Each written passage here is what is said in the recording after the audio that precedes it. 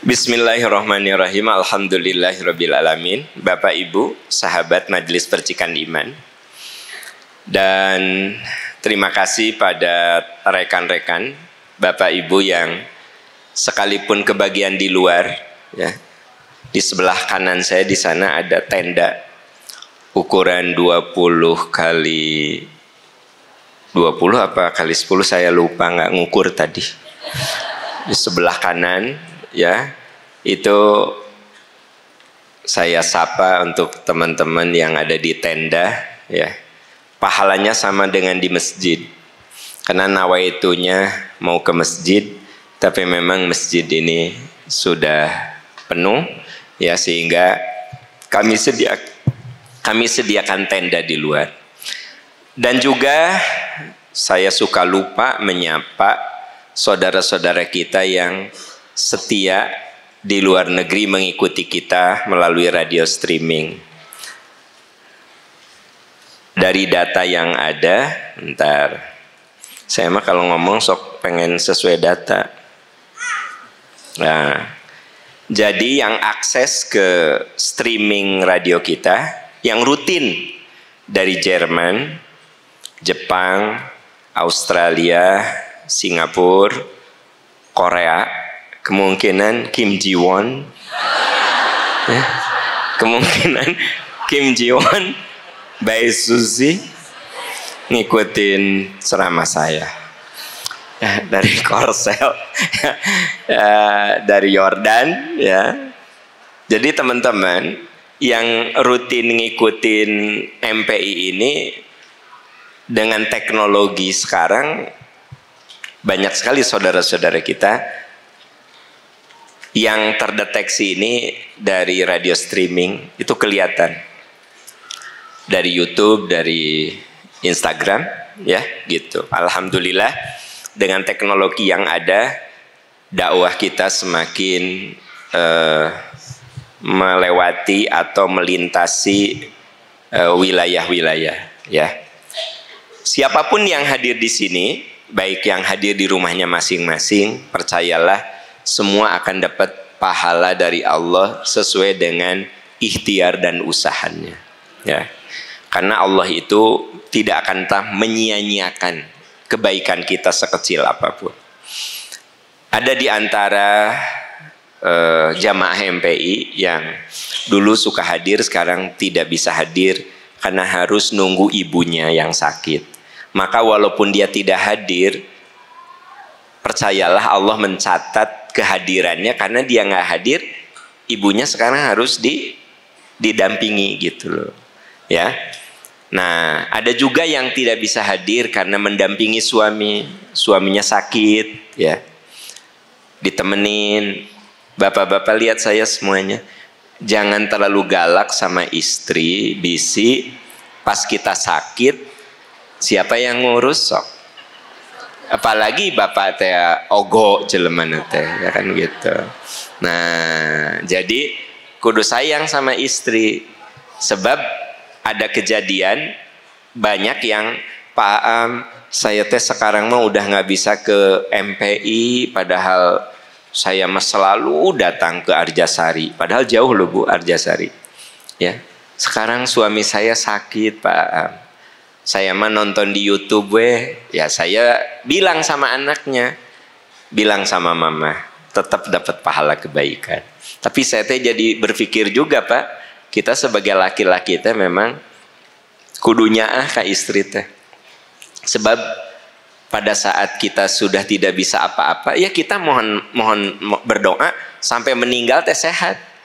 Mudah-mudahan kita teh meninggal dalam keadaan sehat, ya kan? Ada kan yang meninggal dalam keadaan sehat. Nah, tapi kan kita nggak tahu ujian kita di ujung kehidupan tuh apa. Karena ada yang diuji sakit. Nah, mata mumpung sehat, kudu sayang sama istri, ya. Jangan sampai udah sakit baru ayah mah sampai wafat mau sama mama nyanya tuh udah teges bisa apa-apa geus ngagoler gitu kan, dihuapan ku istri, dimandiin ku istri, ya, diseka sama istri, maaf kasarnya dicebokin sama istri, bari gini ayah mah sampai maut jeung mamah we nya jeung saha deui. Tah Bapak jangan sampai nih, lihat ke saya, jangan nunduk begitu, lihat sini. Kalau lagi dinasehatin tuh jangan menghindar. Nah, jadi ya kita kudu sadar diri lah gitu. Kudu sadar diri. Jangan merasa diri lagi kuat, lagi hebat ya. Dan manusia mah kita who knows ya, kita nggak tahu. Di titik tertentu ada orang yang 100% bergantung ke orang. Ya kita kan tahu, kita nggak tahu kan. Ya kita mau berdoa selalu yang baik-baik kan. Tapi sekali lagi, ujian yang Allah berikan pada seseorang itu kita nggak tahu. Gitu loh, ya. Dan saya tidak sedikit menemukan bapak-bapak yang tadinya gogoh, geus gagah teh pedit galak. Pedit galak. Kececet gering. Wah, golepak. Segala diurus ku istri. Nah, beda dengan seorang suami, ya, gagah, tapi bager ke istri, soleh ke istri, terus sakit, pasti istri juga, luinya ada yang ngurus napa? Gitu. Setuju Bu? Bapak tahu nggak di tengah aya nuki loh Pak? Aya nu gitu ya. Gitu. Nih asa terwakili gitu ya. Oke. Saya berbicara tentang misi kehidupan. Misi kehidupan yang pertama adalah beribadah. Ibadah qalbiyah, hati. Ibadah akliyah, akal. Dan ibadah jasadiyah. Nah, hari ini saya akan melanjutkan pembahasan. Misi yang kedua adalah menjadi khalifah. Jadi misi pertama, ya, kemarin minggu lalu saya sudah bahas misi pertama. Ya. Bagi yang kemarin nggak hadir, lihat catatan dari temannya. Nyontek ya, karena ini kemungkinan di UTS keluar juga ini. Nah, jadi bagi yang tidak hadir minggu lalu, saya kemarin bahas bahwa manusia itu lahir bukan pilihannya. Kita anak siapa? Bukan pilihan kita. Lahir di tahun apa? Di negeri apa? Bukan pilihan kita. Jadi 100% kita ini makhluk diciptakan.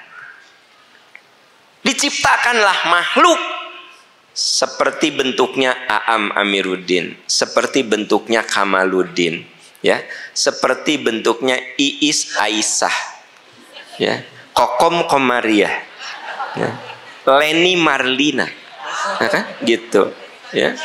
Nah.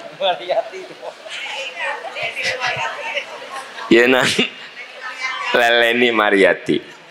Nih, hoyongnya ke film teh. Leni Mariati. Nah kan, artinya kita ini memang tercipta. Makanya makhluk. Lalu karena kita ini diciptakan oleh Allah, kita diberi misi, diberi tugas. Tugas pertama beribadah. Kemarin sudah dibahas. Ada ibadah qalbiyah seperti syukur, sabar, memaafkan, menerima kenyataan. Ada ibadah akliyah seperti zikir, belajar, ya.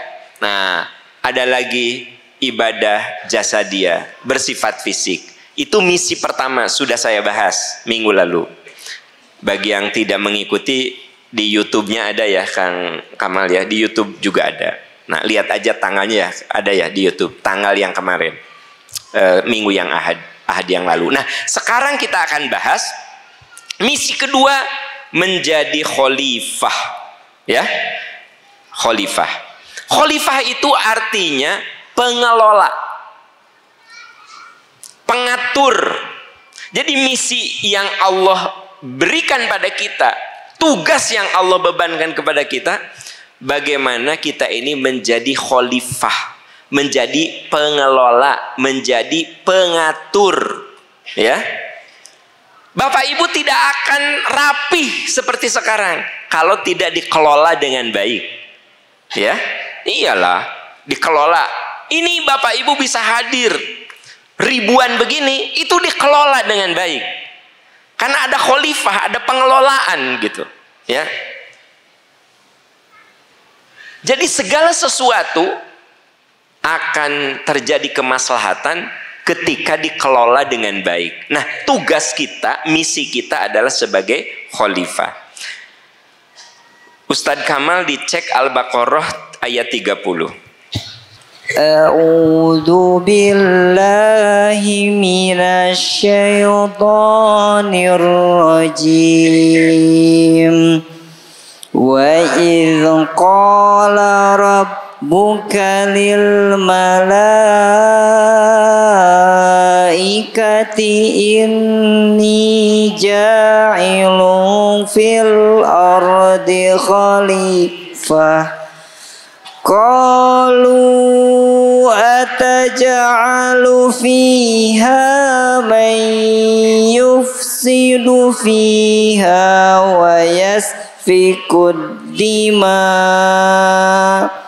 wa nahnu nusabbihu bihamdika wa nuqaddisu lak qala inni a'lamu ma la ta'lamun.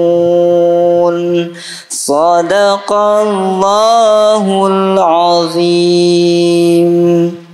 Sahabat Majelis Percikan Iman, sejak awal penciptaan manusia, sejak awal ini Anda bisa lihat sebuah dialog. Wa idz qala rabbuka lil malaikati inni ja'ilun fil ardi khalifah. Ingatlah ketika Tuhanmu berfirman kepada para malaikat, inni ja'ilun fil ardi khalifah. Sesungguhnya aku akan menjadikan di muka bumi ini khalifah. Jadi memang misi kita itu dari awal adalah sebagai khalifah. Nah, khalifah ini untuk mengelola ini, Allah tidak sekedar mewajibkan kita mengelola, tapi Allah berikan kepada kita itu bekalnya, perangkatnya. Perangkatnya itu apa? Pernah kita bahas modal yang Allah berikan. Buka aja Quran, buka surat Al-Mulk daripada hulang-hulang gitu. Surat Al-Mulk ayat 23. A'udzu billahi minasyaitonir rajim. Qul huwallazi ansha'akum wa ja'ala lakumus sam'a wal absara wal af'idah qalilan ma tashkurun. Sadaqallahul azim. Allah itu sudah memberikan misi, tugas kita ini sebagai khalifah. Tapi bukan hanya tugas, sama Allah tuh kita diberi bekal, diberi perangkat. Katakan Allah yang telah menciptakanmu, memberikan kepadamu pendengaran, penglihatan, dan akal. Jadi kita diberi apa? Diberi bekal untuk jadi khalifah, yaitu jasad, indera, akal. Ya. Jadi untuk jadi khalifah ini kita tuh diberi modal gitu loh. Allah berikan pada kita modalnya apa? Ya jasad kita. Qul huwallazi ansha'akum, Allah yang menciptakan jasadmu. Dan Allah berikan padamu pendengaran, penglihatan, dan hati serta pikiran gitu. Ya. Bapak Ibu, kita sadar betul jasad kita ini terbatas. Bapak Ibu, kita tidak bisa terbang. Tapi kita punya akal. Dengan akal kita bikin pesawat terbang. Betul, telinga kita terbatas. Tapi dengan akal kita bisa bikin alat telekomunikasi. Sehingga kita bisa ngobrol bukan hanya beda kota, bahkan beda benua. Bahkan sekarang ini teman-teman yang hadir di MPI, yang hadir di sini 2.500-an sampai 3.000, yang di Instagram, YouTube, radio streaming lebih banyak lagi. Itu karena akal menciptakan teknologi sehingga kita bisa melewati dimensi ruang dan waktu. Ya, sekarang mah orang bisa live menyaksikan tawaf sa'i di Masjidil Haram. Ada nggak yang di rumahnya nu diputar teh Makkah Madinah we gitu kan? Kan ayahnya. Jadi Makkah Madinah we yang live teh di Ustadz Kamal mah kalau saya ke rumah nate live Makkah Madinah we di TV nate tara aya drakor tayana nuker tawaf we itu live itu 24 hours ya 24 jam. Coba dengan akal kita bisa lihat langsung. Nah paling ada yang kurang betul, yaitu sekarang ini ada kecenderungan beberapa orang, tapi Anda mah nggak boleh lakukan. Lagi tawaf, lagi ibadah, itu live IG. Lagi tawaf, subhanallah walhamdulillah wala ilaha illallah wallahu akbar subhanallah gitu kan. Bener. Udah gitu teh ada yang video call lagi tawaf tuh ya. Mama lagi tawaf. Doa sekarang kamu doa.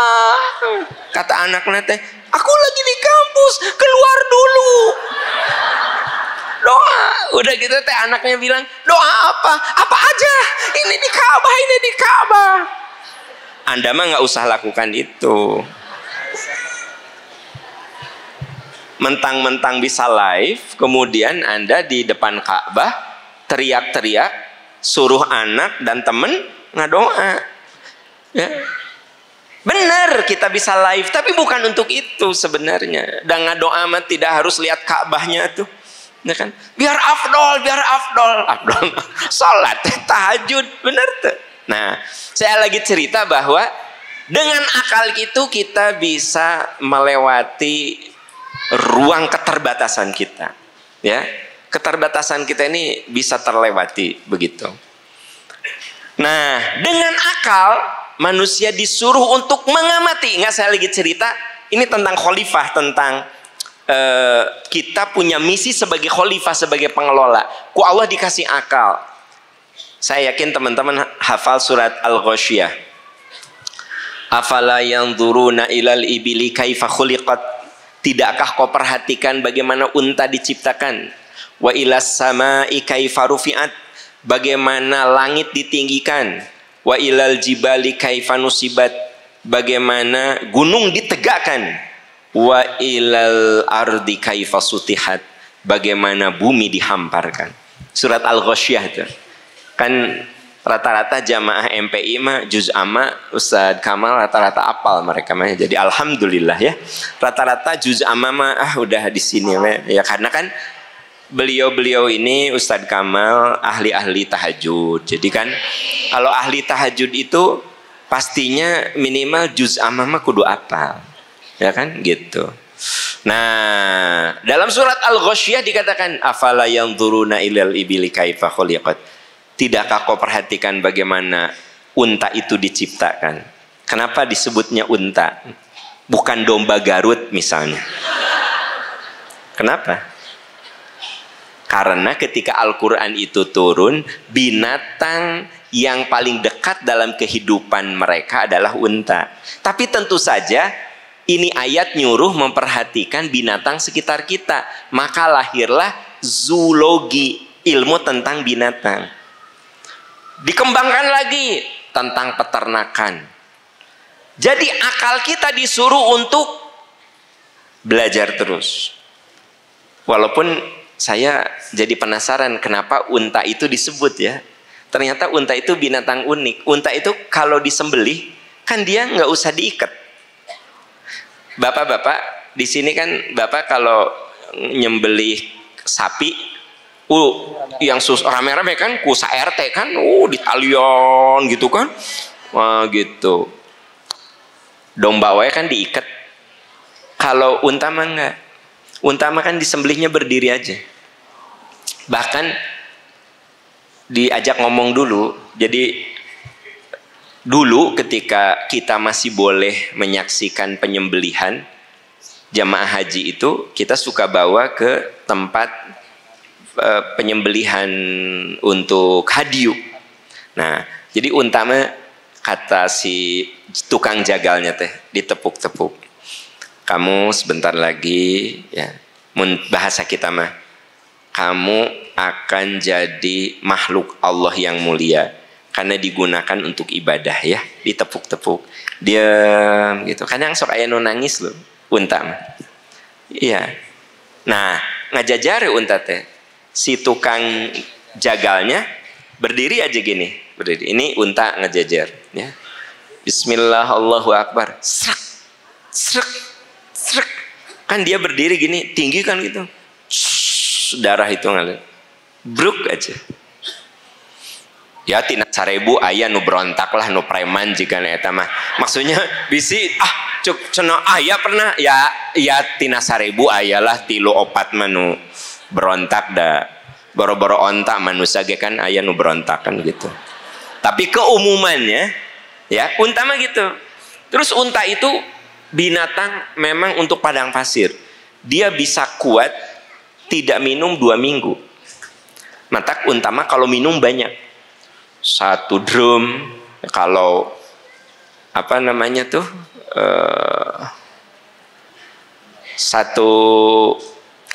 galon itu kan 19 liter, bisa 5 galon gitu. Dimasukin ke drum, minum. Terus unta mah minumnya tidak bernafas, tidak jadi lok lok lok. Mata Nabi mengatakan jangan minum seperti minum unta. Anda tuh kalau minum yang bok bok, nggak boleh gitu. Kalau minum teh sunnahnya 1 teguk bernafas, 1 teguk bernafas.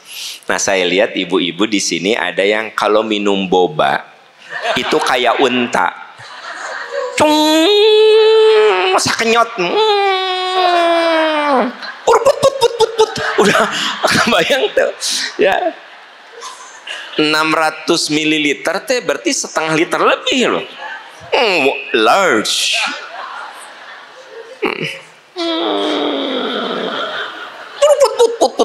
Ibu sayang jangan gitu, jangan seperti unta. Jadi 1 teguk.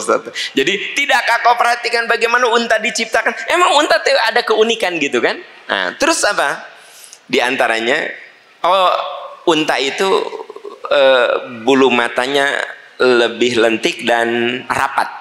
Kenapa? Karena di sana suka ada badai pasir. Jadi walaupun ada badai pasir, matanya terhalang. Nah, mata saya kalau lihat ibu-ibu di undangan terlalu tebal, bulu mata palsunya, suka dalam hati gini, dasar nggak ada badai pasir gitu ya, asal nggak ada badai pasir. Nah, pantesan bulu mata yang lentik itu disebutnya bulu mata anti badai. Itu asal usulnya Bapak. Kan Bapak mah kurang ngikutin kan urusan bulu mata. Itu kenapa ada bulu mata anti badai? Karena mirip onta, saudara-saudara, bulu mata. Kan ari onta mah asli. Jadi dia itu kalau ada angin terhalang gitu loh ya. Jadi kalau saya mah kalau ke undangan aya nu terlalu ekstrim suka, tapi dina hate. Dina hati kalau dikeluarkan bisa jadi dosa. Mau saya bilang ke istri saya, tuh tingali bulu matana anti badai, jadi dosa. Dosa. Tapi kalau dina hati Masya Allah, tabarakallah. Ya, di ruangan ber-AC gini kemungkinan bakal datang badai. Tidakkah kau perhatikan bagaimana unta diciptakan? Nah, tentu saja bukan unta. Nanti ada yang ahli khusus meneliti kucing, khusus meneliti lele, khusus meneliti kambing. Kambing itu juga macam-macam. Meneliti sapi, sapi juga macam-macam. Nanti muncul ilmu lanjutannya, ada rekayasa genetika. Macam-macam, Bu. Seabreg-abreg ilmu. Itu khalifah, kita sebagai khalifah tuh disuruh banyak belajar, ya kan? Mengamati tentang tanaman, ya, itu kan beragam ilmu. Rekayasa genetika di bidang buah dan tanaman. 15 tahun yang lalu Ustadz Kamal kalau beli atau makan semangka itu suka ada bijinya. Sekarang mah banyak yang nggak pakai biji. Itu hasil rekayasa. Rekayasa. Dulu alpukat itu tipis dagingnya teh, bijinya badog. Ya. Sekarang bijinya kecil, dagingnya tebal. Ya, udah gitu tidak harus nunggu 5-10 tahun, 2 tahun sudah berbuah. Itu hasil rekayasa. Itulah tugas kita sebagai khalifah. Ya, sebagai khalifah. Jadi khalifah itu tidak sederhana. Bagaimana bumi ini makmur? Bagaimana bumi ini menjadi lebih bermanfaat? Makanya di dalam surat Al-Ghasyiyah, tidakkah kau perhatikan bagaimana unta diciptakan? Wa ilas sama'i kaifa rufi'at. Bagaimana langit ditinggikan? Maksudnya apa?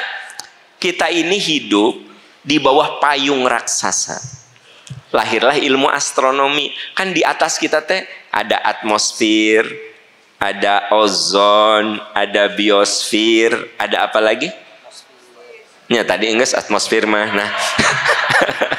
Ya. Pokoknya yang pir gitu kan, itu kan ada 7 lapis. Itu teh cara Allah menciptakan supaya bumi aman dari jatuhan meteor, aman dari sinar matahari. Allah berfirman, sok kamu perhatikan bagaimana langit itu ditinggikan, gitu loh. Jadi teman-teman, yang namanya khalifah itu artinya kita disuruh untuk mengambil kemanfaatan, jangan menciptakan kerusakan. Nah sekarang pertanyaan yang pentingnya, bagaimana cara menjadi khalifah yang amanah? Saya khalifah, Ustadz Kamal khalifah, Bapak Ibu semua kita khalifah, diberi wewenang, diberi tugas untuk mengelola. Bagaimana caranya menjadi khalifah yang amanah? Satu,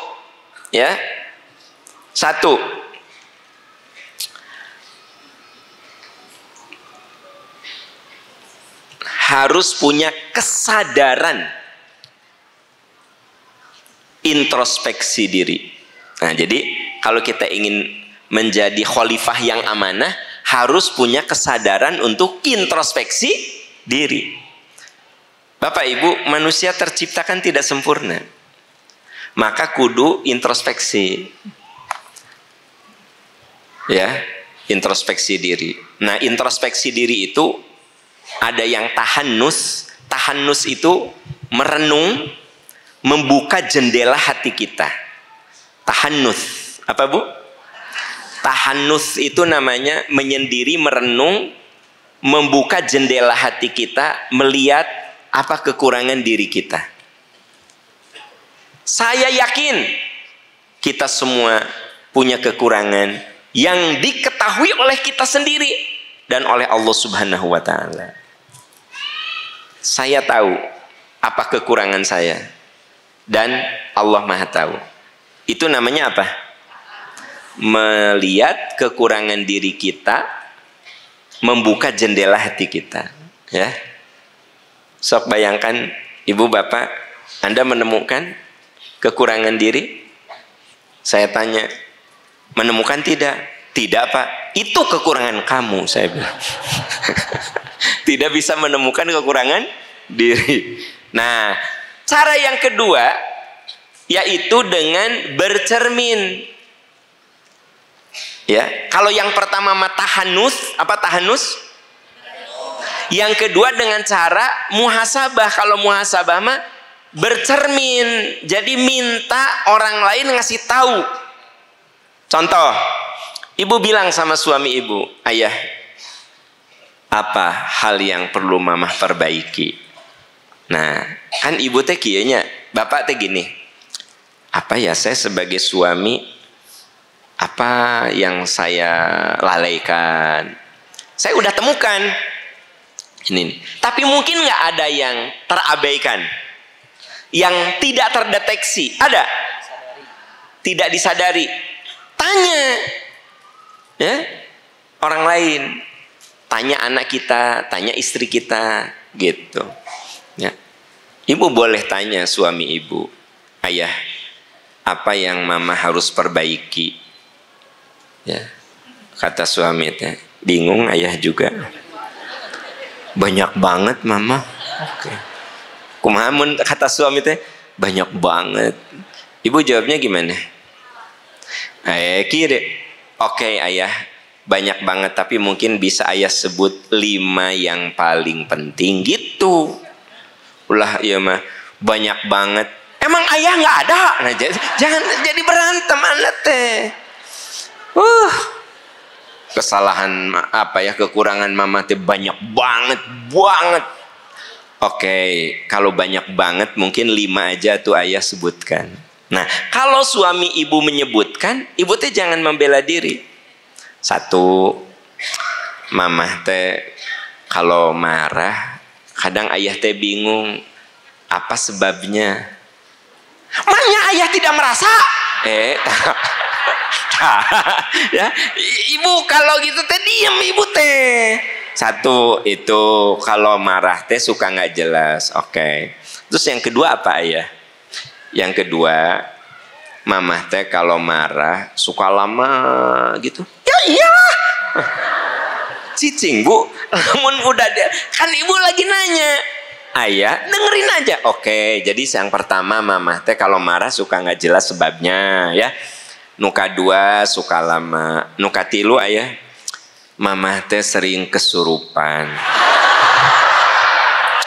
Sebenarnya mamah mah bukan kesurupan jin, kesurupan balanja. Sebab mamah teh kalau kesurupan jin mah insya Allah ku ayah dibacakan ayat kursi ge sembuh. Mamah sering kesurupan balanja.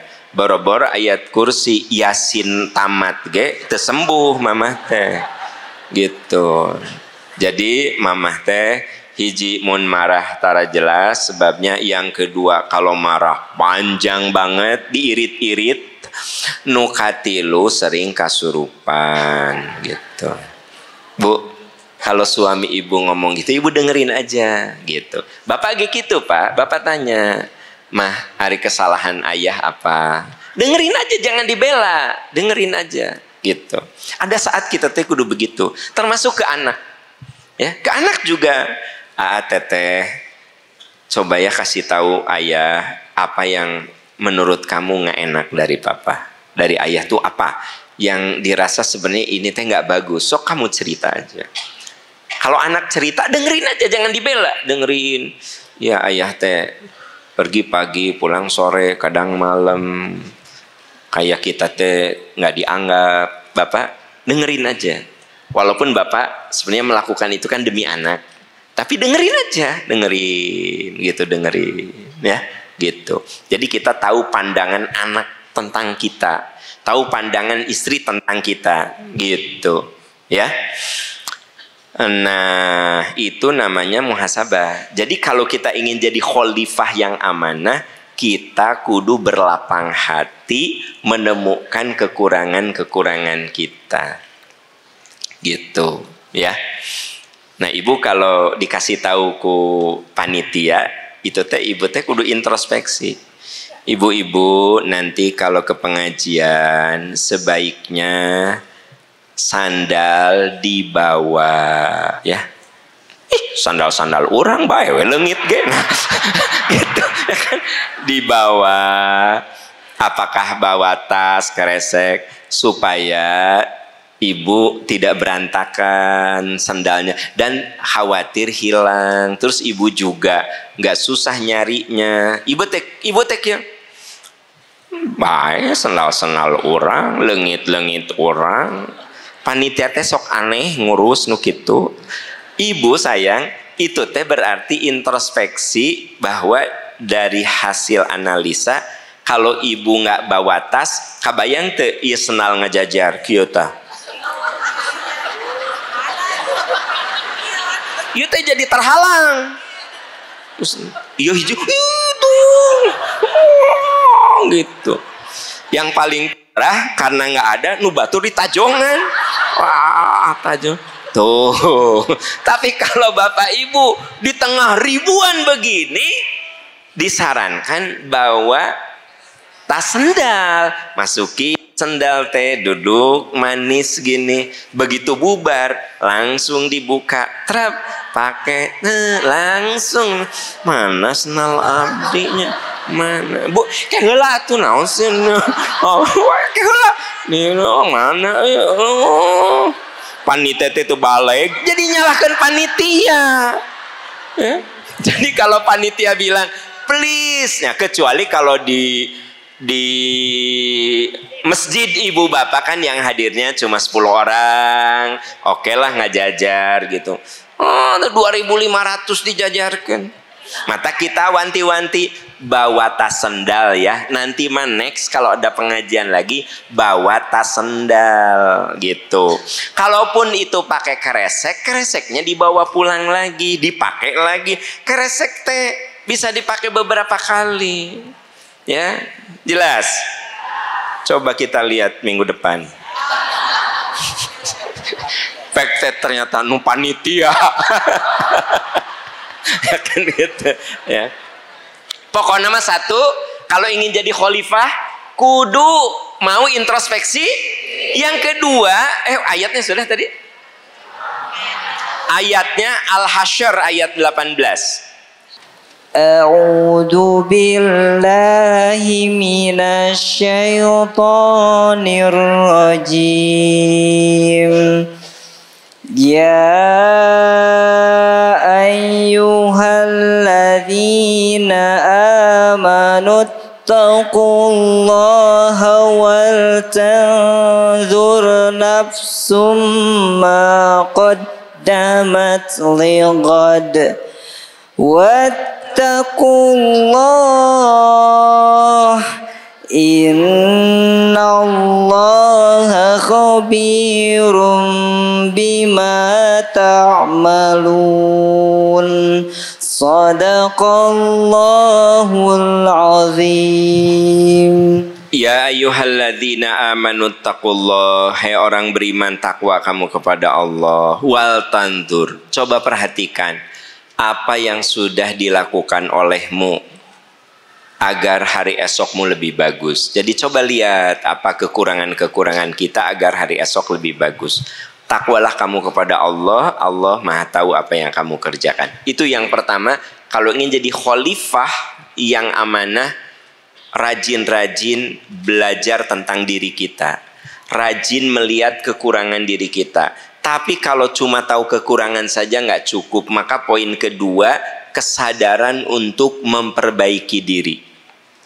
Jadi satu, kesadaran introspeksi diri. Yang kedua, kesadaran untuk menjadi tidak manfaat. Saya tahu kekurangan diri saya, tapi tidak saya perbaiki. Akan jadi kemaslahatan, saya tahu kekurangan diri, ya perbaiki. Kalau saya tahu pelit, belajar untuk dermawan. Kalau saya tahu diri saya pendendam, belajar untuk pemaaf. Kalau saya tahu tipe saya ini orang yang suka melalaikan sholat, saya kudu berlatih gimana bisa sholat di awal waktu. Siapapun diri kita, kudu berjuang memperbaiki diri. Bapak Ibu, ada yang pernah cek laboratorium? Nah itu teh apa namanya? Cek laboratorium itu. Kalau cek laboratorium itu namanya apa? Kategorinya apa kalau dalam pembahasan kita? Muhasabah. Tahu kekurangan saya teh apa? Hasil lab. Asam urat salapan. Ya. Kolesterol 200. Ya. Pertanyaannya, begitu saya tahu asam urat 9,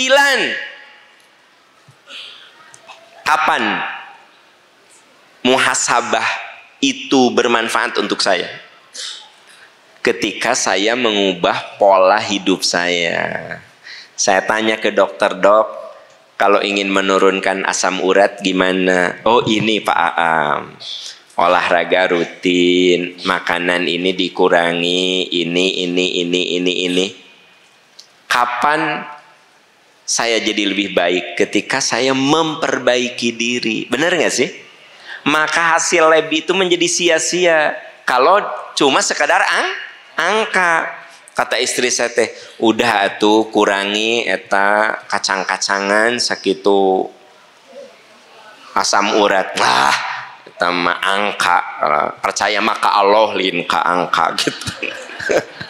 kan ada orang yang gini, angka dipercaya, percaya ke Allah, percaya ke angka. Syirik itu kalau percaya karena hasil lab. Aya jelema nu kitu hantam. Kebayang ada orang yang bilang syirik percaya kepada hasil lab. Percaya maka Allah cenah kitu. Paeh mah paeh we. Nah, kan wah itu. Jadi teman-teman, kita teh kudu menjadikan kita jadi khalifah, perbaiki diri ya. Ini dijelaskan di surat At-Tahrim ayat 8. A'udzu billahi minasy syaithanir rajim. Ya ayyuhalladzina amanu tubu ilallahi taubatan nasuha. Asa rabbukum an yukaffira ankum sayyiatikum wa yudkhilakum jannatin tajri min tahtihal anhar. Tajri min tahtihal anharu yawma la yukhzillahun nabiyya walladzina amanu ma'ah nuruhum yas'a baina aydihim wa biaymanihim yaquluna rabbana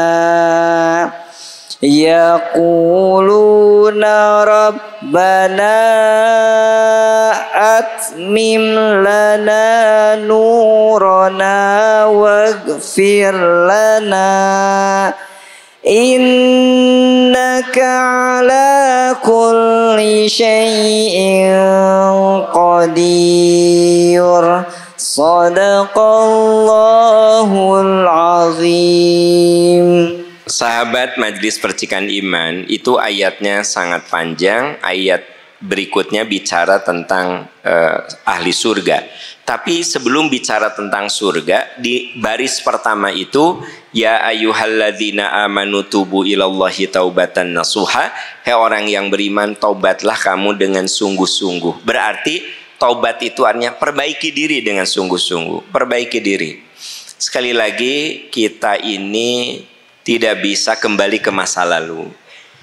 Tidak perlu kita meratapi masa lalu kita kok begitu begini, kok dulu masa lalu saya jauh dari agama. Udah, sekarang mah ke depan, itu yang paling pokok. Karena yang Allah lihat itu sekarang ke depan. Anda tahu kan, tidak sedikit ahli surga yang masa lalunya buruk.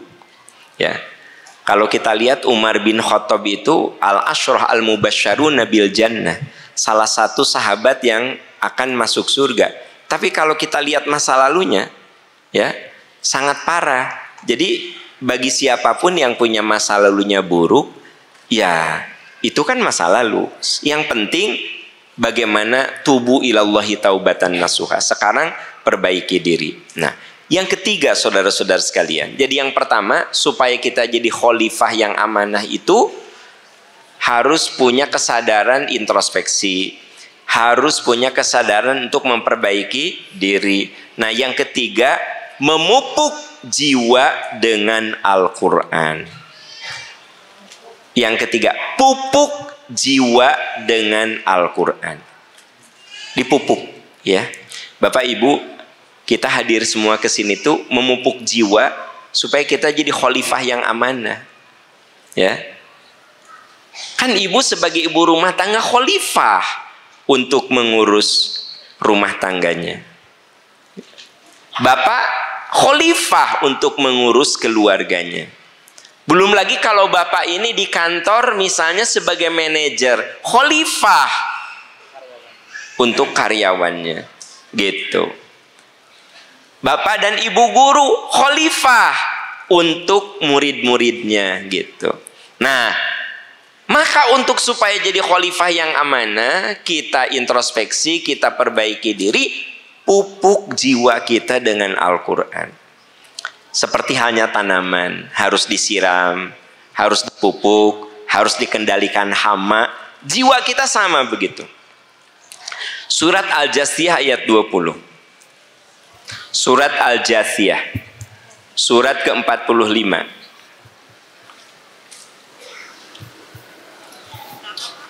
Ayat 45.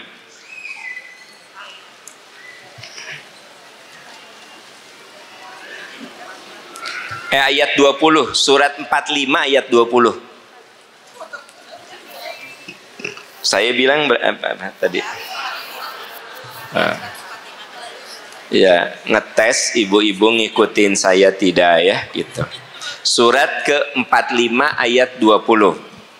A'udzu billahi minasyaitonir rajim. Hadza basairu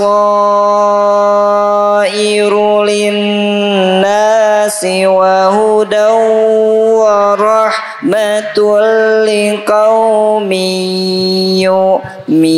yuqinun. Sadaqallahul azim. Hadza basairu linnas. Quran ini, basair Quran ini sebagai pedoman hidup bagi manusia. Wahudan sebagai petunjuk. Warahmah sumber turunnya kasih sayang Allah. Untuk siapa? Liqaumi yuqinun. Bagi kaum yang yakin. Jadi Quran ini akan jadi petunjuk hidayah kalau kita yakin. Maka poin yang tidak kalah penting adalah kalau kita ingin mengemban sebagai khalifah itu, kita kudu diasah jiwa, dipupuk jiwa, disirami jiwa kita dengan ayat-ayat Al-Quran, nasihat-nasihat. Hari Bapak Ibu datang ke sini untuk apa? Ya, untuk hubungkan dengan bab yang sedang kita bahas, untuk menjadi khalifah yang amanah. Gitu. Ya salah jawabnya. Jadi kenapa ibu bapak ikut MPI untuk menjadi khalifah yang amanah? Yaitu dengan memupuk jiwa dengan ilmu, dengan nasihat, ya kan gitu, supaya kita bisa menjalankan amanah kekhalifahan kita dengan baik. Yang keempat, yakini. Nah, kalau kita ingin jadi khalifah yang amanah, yakini hidup itu singkat. Apa Bu? Yakini hidup itu singkat. Sebentar Bu. Hidup itu sebentar. Dengar baik-baik. 100 tahun lalu kita ada di mana? Nah, kebayang nggak? Nothing, tiada. 100 tahun ke depan kita ada di mana? Bukan nggak tahu, tiada. Masa nggak tahu?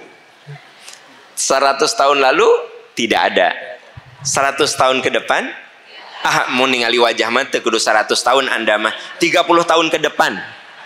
Nah, nggak ada. Berarti rentang hidup kita di dunia mah singkat.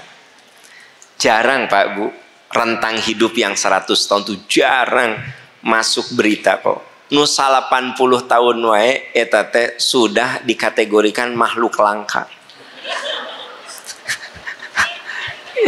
Ya maksud saya teh puntenin makhluk langka karena coba yang 90 tahun cung angkat tangan. Cung yang 90 tahun langka kan? 80 tahun. Tah, hiji. 1 2 Tina 2500 yang terlihat oleh saya mata yang angkat tangan yang umurnya 82 2 orang. Tuh bener laki-laki mah teu aya nu nyampe ka 80. Da leuwih pondok umur lah laki mah. Ya. Artinya apa? Kalau saya bilang dalam 80 itu makhluk langka, bukan berarti mau menghinakan. Maksudnya sangat langka orang hidup di usia 90. Bukan tongsok suudon ningahina. Nggak, maksud saya tuh 90 teh langka, 80 itu istimewa. Ya. 70 itu panjang yuswa. Ya kan? Coba bisa lihat. Jadi kita ini di 70-an finish, selesai. Gitu. Berarti singkat. Maksud saya itu intinya mah. Ibu, kalau ke kuburan, ke komplek kuburan, suka lihat tanggal lahir dan tanggal wafat orang yang meninggal. Kalau saya mah suka ngebandingkan. 40 tahun, 30 lahir tahun segini, sok sambil belajar tambah dan kurang kan gitu. Lahir tahun 70 tilu, wafat 2000 tilu, berarti saya diberi umur yang lebih panjang. Saya diberi umur yang lebih panjang. Sebenarnya lebih ke tasyakur, ya. Jadi coba perhatikan kalau ke kuburan itu tanggal lahirnya bukan apa-apa. Untuk dia mah cuma 20, dia mah cuma 30, dia mah cuma 50. Alhamdulillah saya sudah 60. Berarti saya kudu lebih dekat sama Allah. Saya cuma cerita sama Bapak dan Ibu, hidup tuh singkat. Singkat. Sok Bapak Ibu, ada nggak yang lagi kecil anak SD suka diantarkan sekolah? Saya rasanya baru kemarin nganterin atau ngajemput anak sekolah. Ayeuna ya. Sudah bukan anak lagi yang dijemput. Artinya apa? Betapa hidup tuh singkat. Singkat gitu, ya. Saya lihat Kang Kamal teh asa kamari dia teh aktivis percikan iman, bujangan. Sekarang putranya berapa Pak? 3. Yang paling besar? 8 tahun. Tuh SD kelas. Kabayang teh Kang Kamal teh saya teh apal keur begang teh. Begang ya kan gitu. Ya, gitu. Masih bujangan dulu. Tapi kasep nama tiba lagi geus kasep jiga ayeuna. Da lalaki moal geulis kan. Nah, saya cuma bilang gini, iya ya teman-teman di yayasan teh, Kang Kamal dulu teh masih bujangan, klotok litik. Karena udah punya istri kan, lebih gagah, kelihatan lebih berisi kan gitu. Dulu masuk sieun TBC, begang. Sekarang pas saya tanya putranya 8 tahun. Ya, nggak kerasa loh. Berarti apa? Saya teh makin tua. Saya teh makin tua. Wong anak-anak saya di aktivis di yayasan yang tadinya pada bujangan sekarang udah pada punya anak, ya kan? Gitu. Jadi hidup teh singkat lah. Kudu sadar diri cik atau insaf atau menite insaf wae. Hirup teh robah atuh. Ya. Hirup teh menite robah wae sih. Cik atuh robah atuh. Hati teh bersihan tuh asa hati teh gitu ulah pendendam we kan gitu. Oke lah 5 tahun lalu kita pendendam. Udah masa sekarang masih pendendam? Pelit tuh hirup teh. Cik atuh oke lah 10 tahun lalu pelit. Masa sekarang nggak berubah? Julid aja.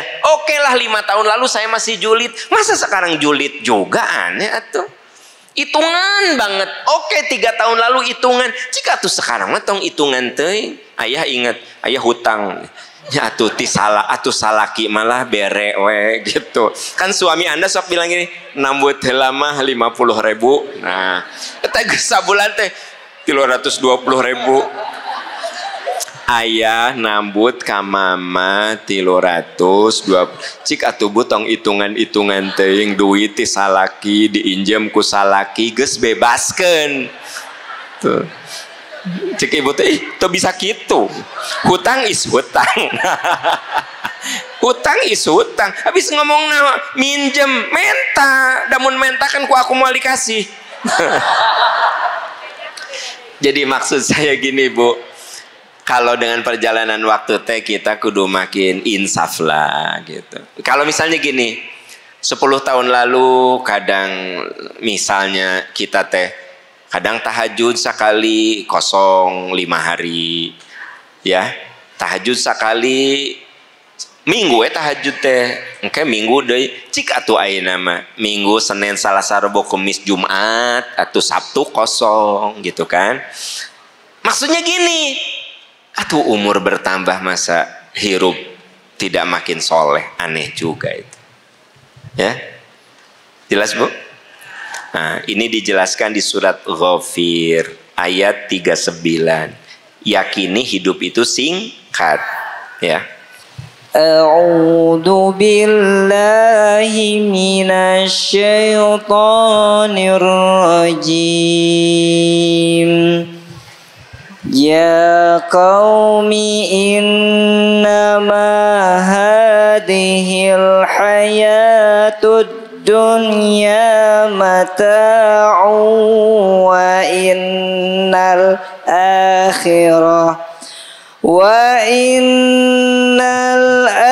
akhirata hiya darul qarar.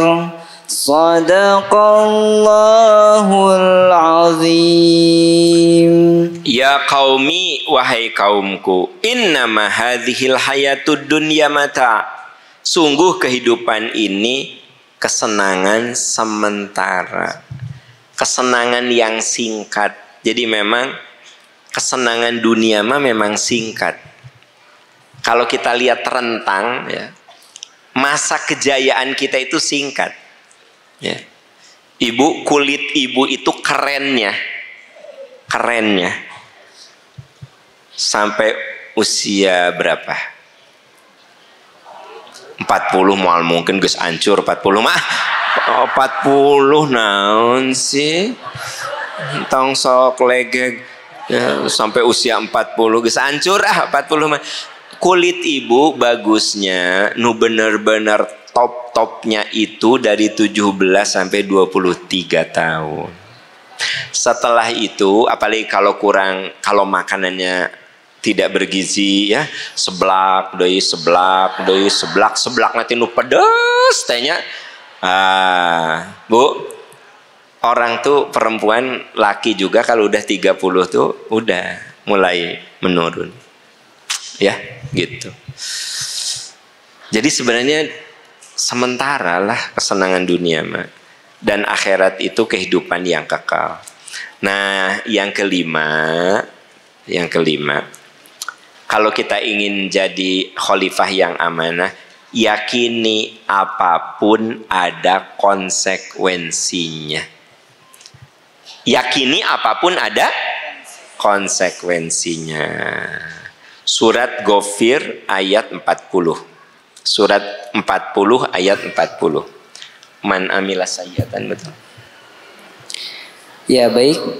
Selanjutnya ayat selanjutnya ya, ayat ke-40 surat Ghafir. Kita mulai.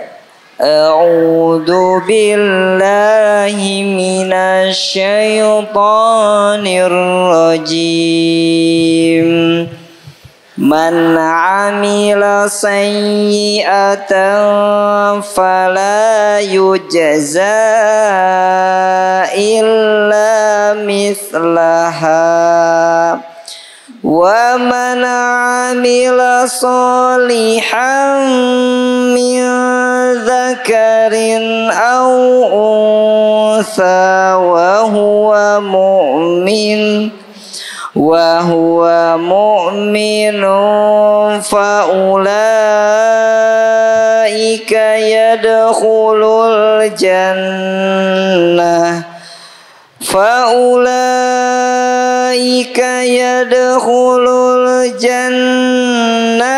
yurzaquna fiha bighairi hisab. Sadaqallahul azim. Sahabat Majelis Percikan Iman, yang sedang kita bicarakan adalah misi, tugas kita ke dunia ini untuk ibadah. Yang kedua sebagai khalifah. Khalifah untuk mengelola, minimal mengelola diri kita, mengelola keluarga kita, mengelola kewajiban kita. Nah, supaya kita menjadi khalifah yang amanah, satu, kita harus punya kesadaran introspeksi. Dua, kita harus selalu memperbaiki. Tiga, harus kita dibina oleh Al-Quran. Yang keempat, sadar. Singkat. Dengar sayang, ibu bapak yang Allah muliakan.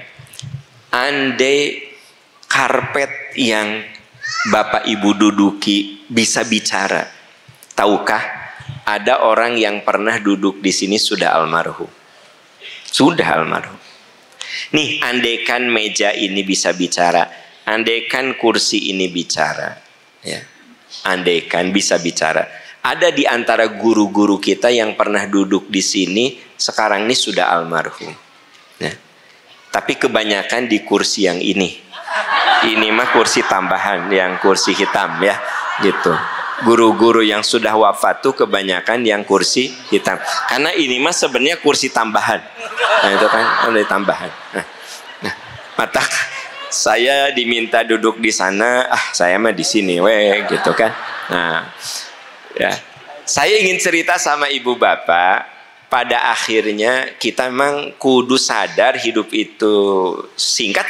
Karena hidup itu singkat, ingat ada yang lebih penting dari itu. Semua ada konsekuensinya.